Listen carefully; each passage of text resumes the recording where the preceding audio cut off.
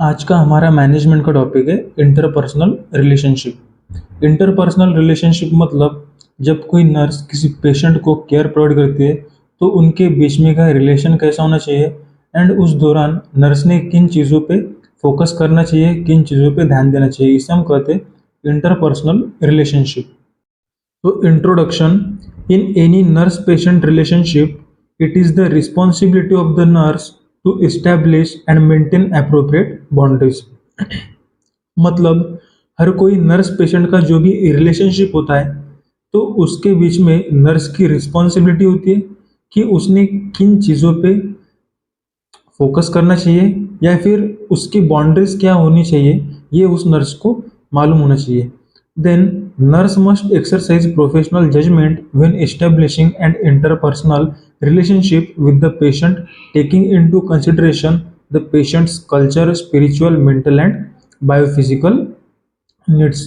मतलब जब कोई नर्स पेशेंट को केयर प्रोवाइड करती है तो जब भी वो उस पेशेंट से कोई ना कुछ बात करेगी तो उस बात के दौरान उसे प्रोफेशनली रहना चाहिए।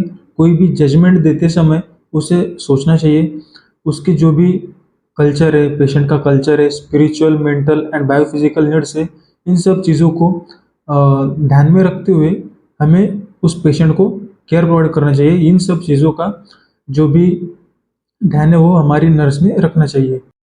Then definition of interpersonal relationship. The nurse-patient relationship is a helping relationship that is therapeutic in nature and is established to meet the needs of patient and is based on trust and respect. मतलब जो nurse patient का relationship होता है वो एक helping nature का होता है एंड ये इसलिए तैयार किया गया है क्योंकि नर्स अपने पेशेंट को अच्छे से केयर प्रोवाइड करे एंड पेशेंट को भी अपने नर्स पे ट्रस्ट हो एंड उसके रिगार्डिंग उसके नर्स के रिलेटेड उसको रिस्पेक्ट हो, इसीलिए हम इंटरपर्सनल रिलेशनशिप को बनाते हैं। Then goals of interpersonal relationship. Interpersonal relationship ship के गोल्स क्या क्या है? तो first, to facilitate communication of distressing thought and feelings. मतलब अच्छे से कम्युनिकेशन बिल्ड होना चाहिए नर्स एंड पेशेंट के बीच में। इसकी वजह से जो कुछ भी थॉट्स और जो कुछ भी फीलिंग्स पेशेंट के अंदर है जो उसे स्ट्रेस दे सकती है, तो इन चीज़ों को कम करने में हेल्प होगी। Then to assist patient with problem solving to help daily living. मतलब पेशेंट की जो भी प्रॉब्लम है उसे आइडेंटिफाई करके उसे कम करना एंड पेशेंट की जो भी डेली एक्टिविटीज़ है उन्हें करने के लिए पेशेंट को हेल्प करना। Then to help patient examine self defeating behaviour and test alternatives. मतलब पेशेंट को खुद से उसकी कमियां मालूम होनी चाहिए, उसका जो कुछ भी प्रॉब्लम है वो पेशेंट को खुद से मालूम होना चाहिए। इसके लिए भी नर्स पेशेंट को हेल्प करती है। And to promote self care and independence.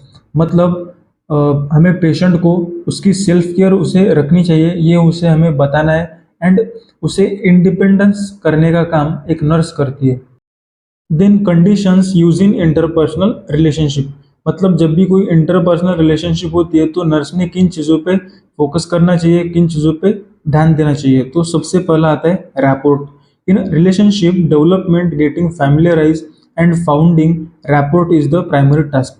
Rapport मतलब किसी भी पेशेंट, कोई भी पेशेंट अगर हॉस्पिटल में आता है तो सबसे पहले उसके साथ कम्युनिकेशन करना, बातचीत करना। तो जो इंटरपर्सनल रिलेशनशिप का जो प्राइमरी टास्क होता है तो वो होता है रैपोर्ट, मतलब उसके साथ अच्छे से कम्युनिकेशन करना एंड उसको फैमिलराइज करना। Then second is trust. Trust must be earn and trustworthiness is demonstrated through the nursing interventions that convey a sense of warmth and caring of the patient। तो trust जो होता है वो nurse को patient से trust build करना पड़ता है, मतलब उससे अर्न करना पड़ता है। पेशेंट को नर्स के ऊपर ट्रस्ट होना चाहिए। तो ये ट्रस्ट कैसे आता है? तो पेशेंट की केयर करना, उसे वार्मनेस देना, उसकी अच्छे से केयर करना। तो इन सब चीज़ों से एक पेशेंट को उसके नर्स पे ट्रस्ट होता है।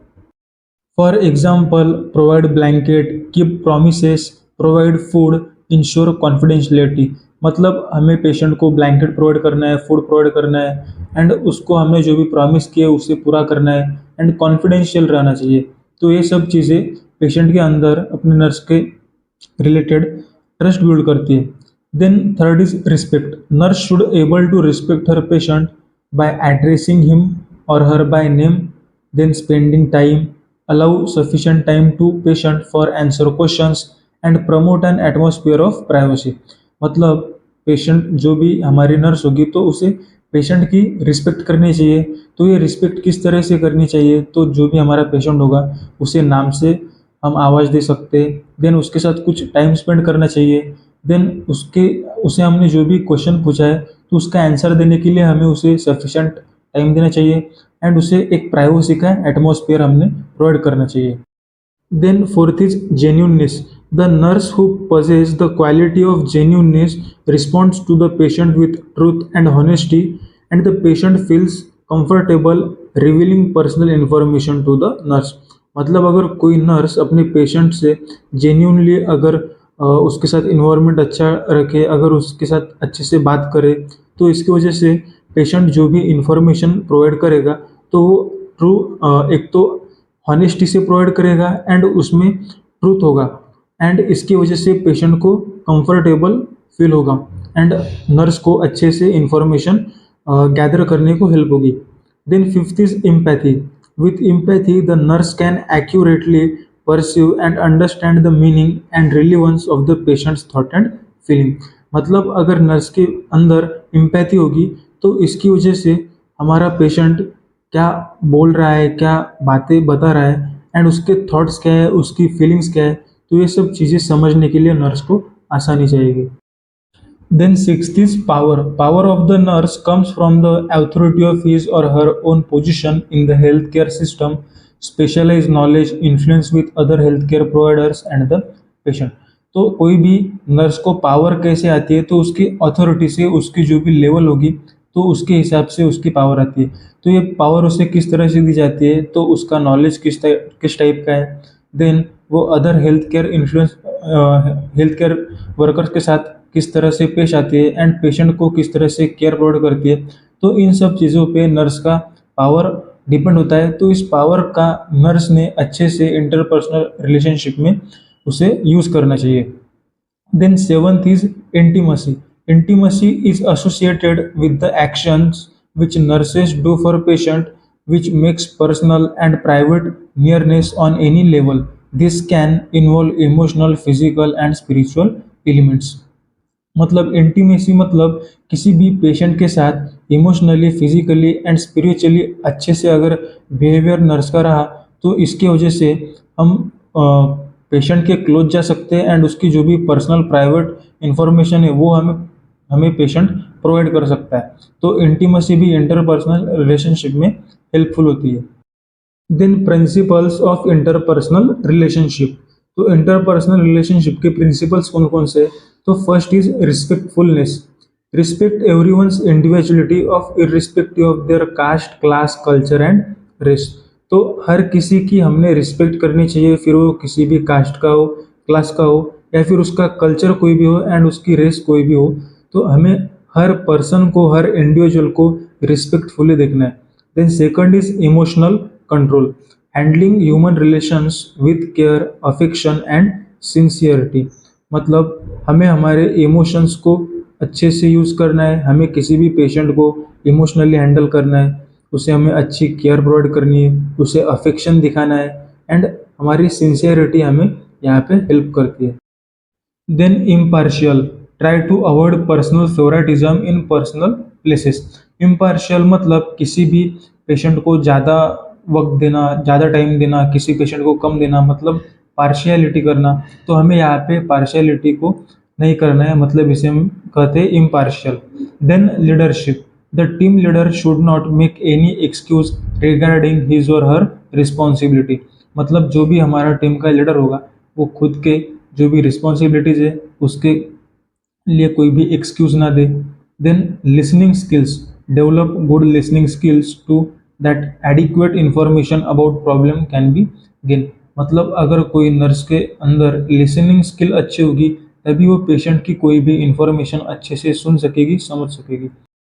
Then sixth is respect everyone's faith, belief and values. मतलब जो भी पेशेंट होगा तो हर पेशेंट किसी ना किसी अलग रिलीजन से, अलग कास्ट से, अलग कल्चर से बिलोंग करता है, तो हमें हर उस पर्सन के फेथ को, बिलीफ को एंड उसकी जो भी वैल्यूज़, मोरल्स रहेंगे, उन सब चीज़ों की रिस्पेक्ट करनी चाहिए।